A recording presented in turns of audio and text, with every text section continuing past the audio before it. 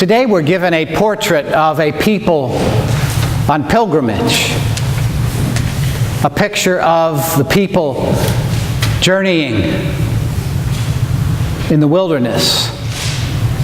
And we know the framework of this story, how they were brought out of Egypt, out of bondage and slavery, and they're being led by Moses to a promise. They're being led to freedom. And as they're on the way, the people became impatient. Let me say that again. The people became impatient. And the people began to speak against. They began to speak against God. They began to speak against Moses. And they began to say, "Why? Why have you brought us out of Egypt to die in this wilderness?" They were whining.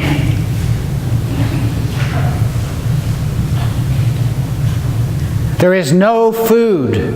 There is no water. And we detest this miserable food. Oh, they just said there's no food, but there is food. But they don't like that food. They don't want that food.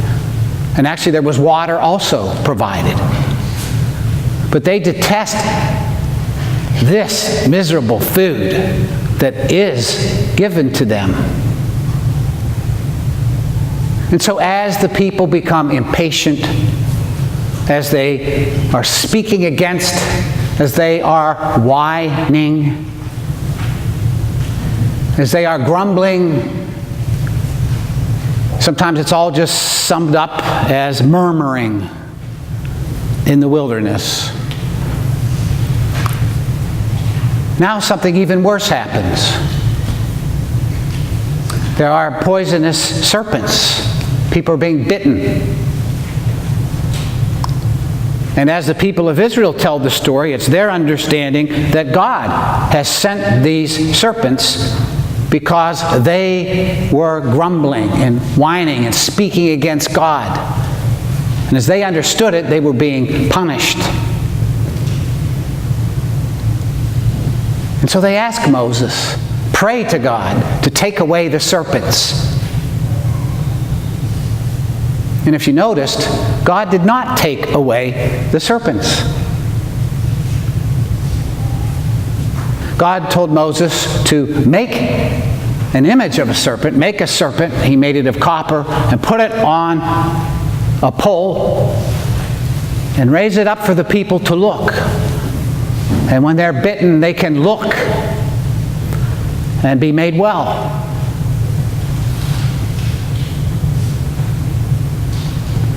The people became impatient and speaking against and whining and grumbling and disparaging what was given to them. The people became poisonous. They were a poison unto themselves. The people were asked to look. It's so interesting to me. The people were asked to look at the poison, the source of poison. Lift up this snake. Look at the poison. So that you'll understand it.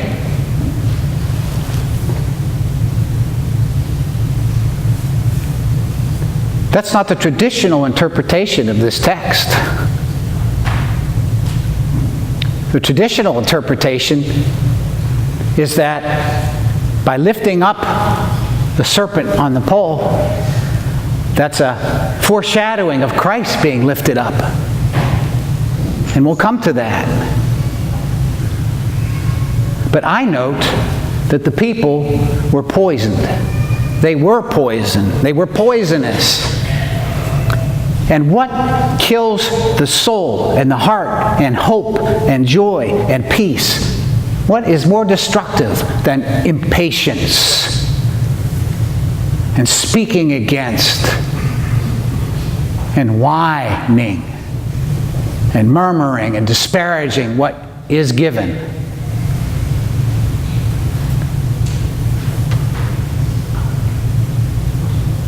And we are on a journey. We call it a Lenten journey this time of year, but we're on a journey.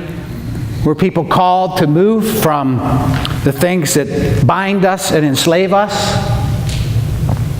to move into a promise that comes from God. And not with Moses, but with Jesus.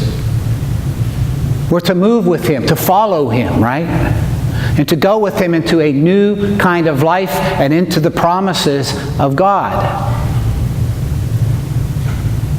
And as we journey, we're asked, because it's Lent, to particularly be especially honest about ourselves. Do we become impatient on our way? Do we speak against, in this case, God and Jesus? Now, not with words, maybe. Maybe our actions speak louder than our words. We don't really want to follow that way. We detest that miserable food that Jesus keeps dishing out to us as He feeds us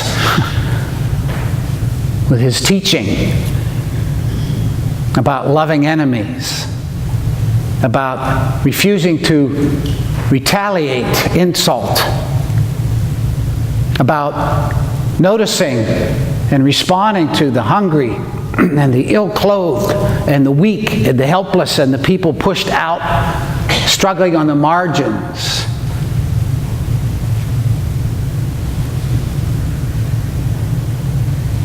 Are we impatient? Are we speaking against? Are we whining?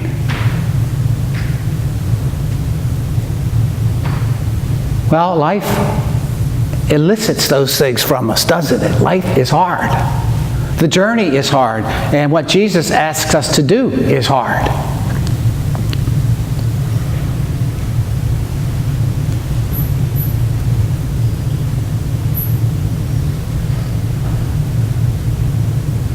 We're invited to lift our eyes from ourselves, from our impatience and the things that create it, from our speaking against or acting against, our disparaging of what God gives us to nourish our souls and our minds and our hearts, that bread of Christ, that living water that we struggle to find time to receive a couple times a day. We're invited to lift our eyes and look at the Son who is lifted up so that all who believe might be saved, might be made well. All who believe. So that in place of impatience, there is trust. That's the antidote. Trust. Look at Christ and trust.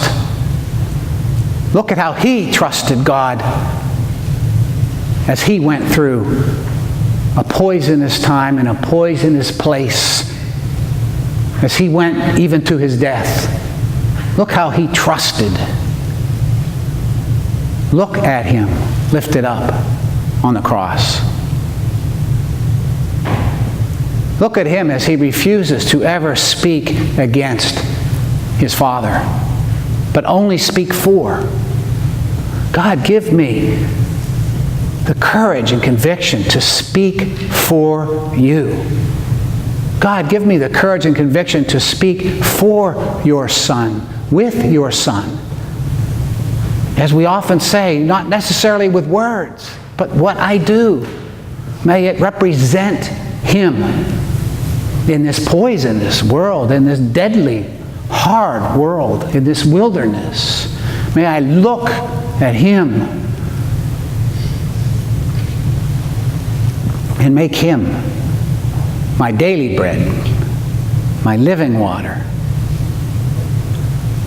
For God so loved the world that he gave his only Son, that all that believe in him should not perish, but have life that is eternal.